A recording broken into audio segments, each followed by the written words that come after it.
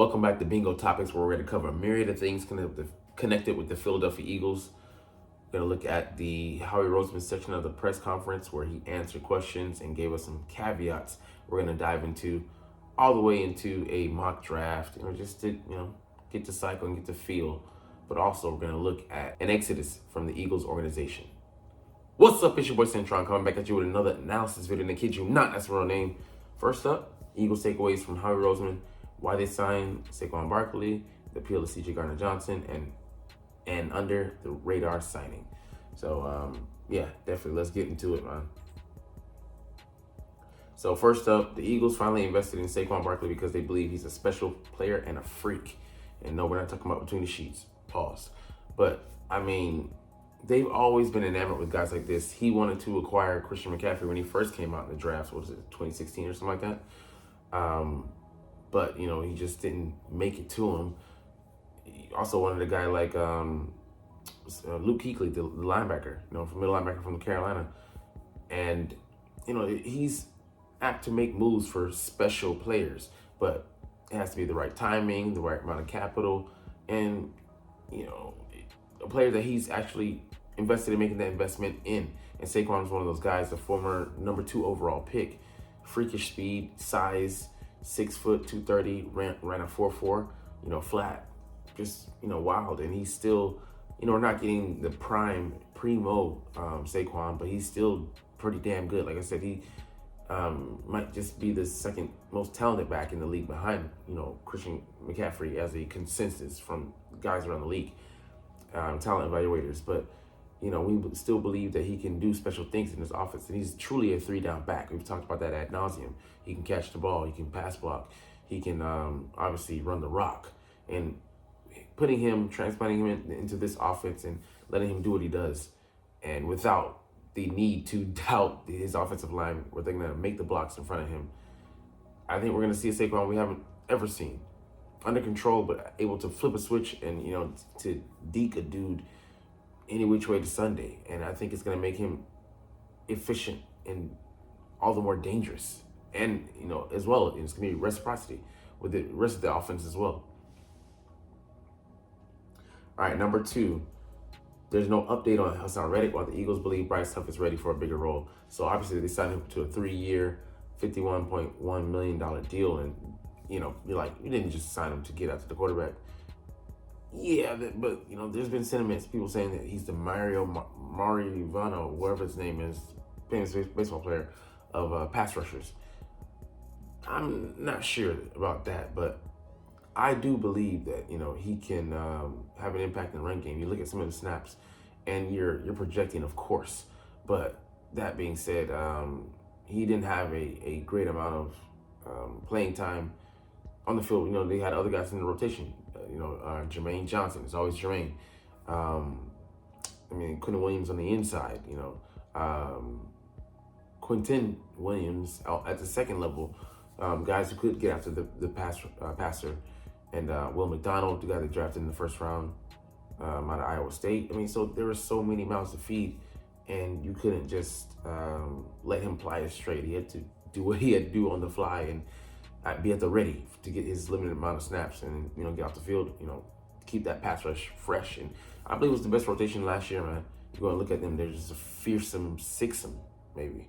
Not a foursome. They were deep, and it's a credit to, I think, his former Eagles front office guy, Joe Douglas, who put that attack together. He's another guy off that, Howie Roseman branch, affiliated, who loves pass rushers and loves getting those guys in gaggles and putting them together and unleashing them and letting them cause all holy hell on offenses. But, he definitely fits the profile. Young guy, hasn't yet reached his peak, mid-20s,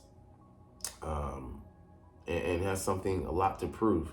So, Howie's theoretically buying low and expecting to get the best years of this guy's career. So we'll see how that goes. But they definitely envision a lot for him, which is why I hope that we get to see the trio of him, Josh Sweat, and Hassan Reddick. All right, number 3, the Eagles missed C.J. Gardner-Johnson's swagger last season. And definitely we're just missing that. No, he doing this on the field like he's, having a little seizure, but that's just him, being himself. Just the attitude he brought, he laid out, not for too long, but He put a hit, stamped Isaiah Pacheco in the Super Bowl, and it's a shame we didn't win that game, man, because he was just flying around. He was one of the guys that was scheme be damned. Jonathan Gannon put me in bad positions, be damned. I'm gonna come out here and make my mark, leave my mark on this game, and he did. Also on that man's chest. Pause. But we missed a player that caliber, cocky, and just he makes the mood of the team, and it's severely underrated. That's a different type of leadership. Leading by your play style, but also having a little bounce in your step. He has that. The guy puts in the hard work. Loves to practice, loves to play, loves to compete.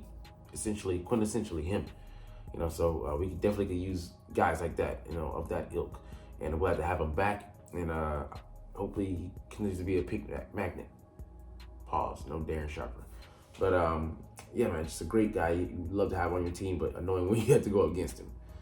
Number 4, Devin White's athleticism makes him a fit for Vic Fangio, and the motivation is a good thing too. I definitely think he's highly motivated. Playing on a 1-year, $7.5 million deal. Not too far off from what a lot of linebackers may have gotten this year, but definitely not when in the realm where he wanted to be. 15, 17, potentially 18 million or more. He wanted to cash in, but the chips didn't fall in his didn't roll out in his favor, and the cards it wasn't in the cards for him this season. But that's gonna keep him motivated. He's playing for himself. Which every player is their own best agent and putting the best out there on their resume, that film. But it's not guaranteed. We didn't pay top of the market price, but man, if he returns to his early career form, he gets that payday, and we get reap the benefits of that. And he's one of the best 10 best guys at his position, regardless of how he's been playing and how PFF wants to rate him. He was available on a modest salary because he had a down year, and his down year, 82 or 86 tackles, 2 picks. He might have forced one or two, a couple, a handful of sacks probably, 2 to 4 to 5. We didn't have a guy that made that kind of impact last year. So as great as Zach Cunningham was in a pinch, shouldn't be starting. Not a starter for most teams out there. So we get a better version of him. Man, think about the aggregate of talents around him. He don't have to be a superstar. And the fact that he might be should be scary. All right, the Eagles still have work to do at cornerback, and they're honest about James Bradbury. So, they talked to JB, and JB talked to them, he said it wasn't good enough, and we damn sure knew that it wasn't good enough. They're counting on him having a bounce back year. I'm not so sure about that, but, Vic Fangio would be the coordinator to get the most out of him. He's a veteran guy. I like that trap pick he had against Buffalo, picked off, what's his name, Stephon Diggs, looked like a linebacker be there. He stepped in, the trap play, threw it right into the waiting arms of him, James Bradbury. And I'm not saying he can return to form, because that was some tremendously horrible tape. But that being said, I do believe that there is something there. What it is, we don't know exactly, but we shall see. But I know how he's not letting that bet. He's not betting the farm on that. So he still could be a post-June first cut. We'll see what happens. But man, we still have plans to make them. We still have room to make moves. Isaiah Rodgers is coming back. We'll see how Slay plays. Eli Ricks has potential. Keith Ringo impressed in his short term starting last year. So we'll see, man. All right, number 6, the Kenny Pickett trade was about investing in the number 2 position with someone that Eagles liked in 2022. So, we might have been apt to draft him, not, in his original position, but let's say 3rd, 4th round. If he had been there and we had, the pick, he might have been coming to Philly. But, yeah, he has, a play style where he's not good, not great. He's like neutral, which is horrible to say, but, we'll see what Kellen Moore is able to coax out of him. Like that processing speed, get it up to speed, and gets the ball in his hands quicker. And if he's able to do that, he can, improve in his efficiency and get a better rating as a quarterback. Just those guys, they have a lot on their plate. That being said, I don't know if the game's ever slowed down for him or he's been in position, because he had a horrible coordinator named Matt Canada. I know a dude named Matt Canada, which is funny. So, but he never played football, nothing like that. So, that makes or breaks you as a player, especially your positional coaches and your coordinator who's setting you in the offense. I believe he wasn't set up for success. So we'll see what he's able to do with his opportunity chances here. Number 7, pay attention to Zach Bond as an under-the-radar signing. I definitely believe that, man. He's got the size, he's a skinny guy. Can play off ball, can rush, special teams player, and he's going to be tremendous because they've changed the special teams, and we're going to need some athletes in that space. And hopefully we can get guys like Brandon Marshall's podcast, I Am Athlete, that believe in that. So him and the other linebacker, Oren Burks, they're going to be key pieces there, man. We'll see what they do, but I'm excited to see how this new special teams is going to evolve and look. But he can help as a pass rusher. Similar to Andrew Van Ginkel. Have some sacks, have some picks, can be anywhere and everywhere. And like I said, the 6 players that we have listed, and then even more because it's Julian Okwara, guys that we aren't even considering in the run right now because there's too many mouths to feed. Some guy's going to have to go starving on the street and hopefully latch on to another team, but we'll see how that goes. All right, so there's some more insight from these, just looking at some different angles, just looking at Jimmy Kempinski. He likes to read into things. So the Eagles are willing to spend on special players, even if it's at a position they don't typically value as much as others. So the fact that they're even going that route, I've said in other videos that it really speaks to, Howie playing like he's desperate, acting like he's about to get fired, even though he's safe. The mentality to push forward. Like, this dude might as well be the attack titan. He said, I'm going for it whether you with me or not. So I like to see a guy with vision. And Jeffrey Lurie, he likes to see guys take chances, take swings, even if you miss. I appreciate you doing that. I get the fuck out the dugout or get in the dugout, whichever, when you struck out. But I like that, man. I'm not saying I like it in the moment, but when you reflect back on it, you appreciate them not at least standing still and just trying to tread water. All right, number 2, the Eagles felt the defense didn't have swagger in 2023 and wanted to change that. Yeah, and guys like Devin White being chippy. Howie said, I'm looking for guys like that, and I appreciate that because like the 49ers game, when they walk right through our drills, and nobody, like Jason Rapp was like, oh man, no man, you tell them to shut the fuck up and get the fuck on my motherfucking field, and you do it with attitude. You get flagged for that, or you get whatever. We'll take care of that afterwards, but you cannot just passively lay down or hey refs, look for them to do something. No, defend your fucking turf, man. They come into your house and doing that shit. So hopefully nothing like that happens again. All right, number 3, can Bryce Huff be more of an every down player, not just a situational pass rusher? I do believe so, man. I get that, like I said, he didn't do a tremendous amount, but you go and look at some plays. He was crashing down and the run from the edge, and Hassan Reddick is able to, do a great job of that, but we can't be paying him that much to be a one-dimensional guy. And I don't think that if he was a liability with that, I don't think they would have made this move at that price tag at least. So I think that speaks to, the projection being pretty warranted, valid. All right, we're gonna skip that on Bradbury, but Hassan Reddick, we're not gonna talk about anyone's contract situations, is what Howie Roseman said. And hopefully he'll still be here because think about it. Just like I said, that trio, the top guys, him, Sweat, and the Haas, they can get after it, man. And yeah, somebody has to ride the pine a little bit. Hey man, take that L. If you have holding a chip, you got a ring on your finger, you're from the luckiest dude, and it wouldn't even matter in the moment at least, because you're gonna get your money from somewhere. All right, next up, the 5 players who will thrive in 2024. This is something I covered, but it made me think of our offense, our defense, the guys that we brought in. First place I'm gonna go is AJ Brown. It's kind of cheating. Dallas Goedert would be a 3rd, but Devonta Smith. Those guys, because of the influence of Saquon Barkley, are going to, eat. Their lanes aren't going to be clogged.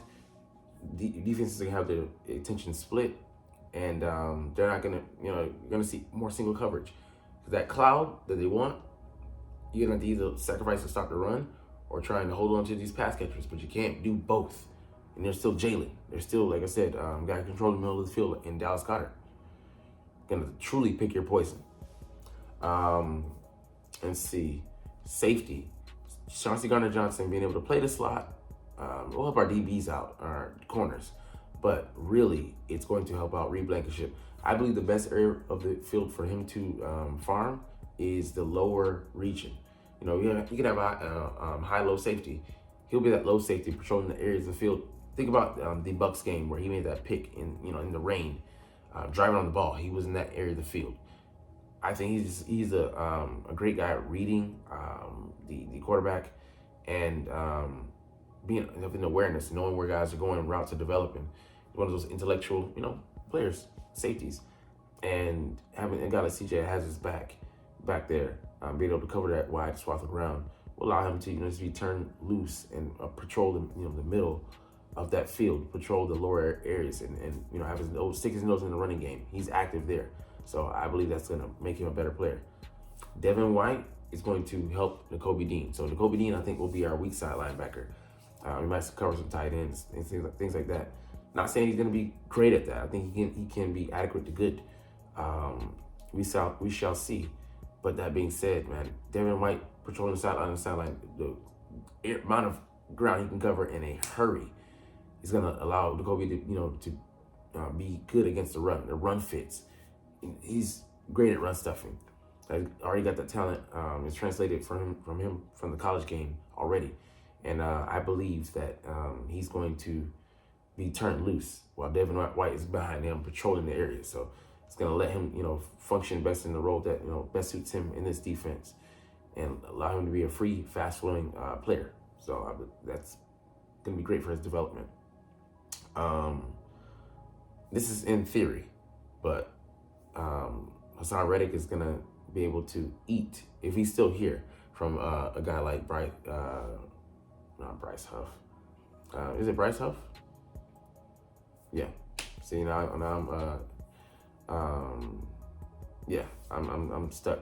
But anyways, the new guy we brought in from the Jets, pass rusher. But him having so many different, he has a bull rush, he has counters, to your counter. The amount of pass rushing moves he can set you up with, I believe that's going to allow, single coverage on Hassan Reddick. And, having a guy like, yes, Josh Sweat can be this guy, but, that reinvigorated pass rush, he just doesn't quit. So that's going to make him an even better guy. And, hopefully not, but even if it's just Josh Sweat over there, he's going to have a chance to win those one-on-ones. I'm curious to see where Huff plays at. I don't know if he was, he can do both sides. Pause. But I just want to see where he's going to line up the most. Take advantage of what's his strong side, what's his strength, or does is he bilateral? Just ambivalent. He can do both. Either both are his strong suit. So we'll see. And I hope I'm not forgetting a guy. Well, also, Saquon Barkley is going to help Jalen Hurts be more dangerous because the run pass, the triple option, basically, it's going to be hell trying to figure out who has the ball because, he isn't a light guy just coming at you. Saquon is, he comes with, a little bit of force. And he can do that. He can be that, that tough, hard-nosed running back. But no pun intended. He doesn't need to be that most times. So he can, why run through you and he can run around you? Save, your body for the rest of that season.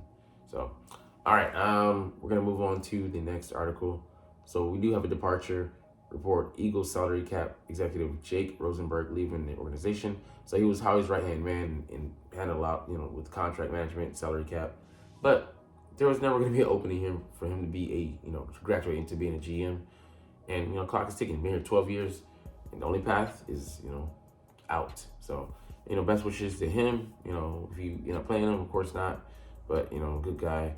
A guy who knows, good crunching numbers, a solid second. And I think, he'll be successful and be able to achieve that status, and add on another branch to that Howie Roseman tree. All right, the last thing we're gonna look at here is another mock draft. We have, and as soon as it loads, at 22, the Eagles stand pat in drafting Kool-Aid McKinstry. I wouldn't have a problem with that. You know, he plays like a 10-year veteran. He's just so cool under pressure. Looks like he's gliding out there, knows where the quarterback's going, can read routes very well. Definitely tackle well the perimeter. Has the adequate size. I think about 90 to 200, 6'1". So the size that you want. Ran a 4.47, so adequate, more than adequate speed. I have no problems with that. He was the guy that allowed Terrion Arnold to grow into being a confident guy. Starter all 3 years, so touch you out his intelligence and smarts. Would love him. Anyways, we're gonna get up out of here because you're not even watching though, but it's all good because I love making these videos and I love talking about the Eagles. So officially we're gonna chunk the deuces. But as always, it's fly Eagles fly and let's motherfucking go. Like, comment, share, and subscribe Thanks for watching. Check me out at Cintron, Cintron Anime, Cintron Life, or Cintron Laughs, or other social media.